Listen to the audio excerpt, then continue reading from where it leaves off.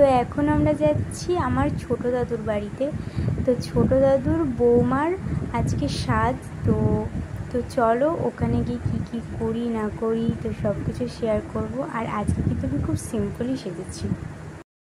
আমাদের বাড়ির সামনে দাঁড়িয়েছিলাম, টোটো আসবে বলে একটা টোটোকে বলা হয়েছিল, তো ওই টোটোটাই আসছিল, তো সেই জন্য তো দেখো আমাদের বাড়ির সামনে আমরা দাঁড়িয়েছিলাম। এই দেখো আমার মা, শিবানী পিসি আর ঠাকমা। এদিকে দেখো ওদের বাড়িতে আমরা ঢুকে গেছিলাম, আর এদিকে মেজো ঠাকমা সবাই বসেছিল। তো এই দেখো ওরা বসে বসে সবাই টিভি দেখছিল, আর এদিকে আমি দাঁড়িয়েছিলাম ওদের গল্প শুনছিলাম, আর পিছনে ওই যে কাকির মেকআপ দেখছিলাম।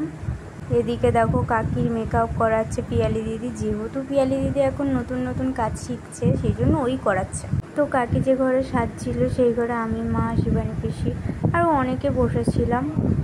তারপর আমি আর সিতু এখানে ফুল ছাড়াতে বসে পড়েছি, কারণ কাকি যখন খাবে তখন ওই থালার চারিপাশে মানে ফুল দিয়ে সাজাবো সেই জন্য।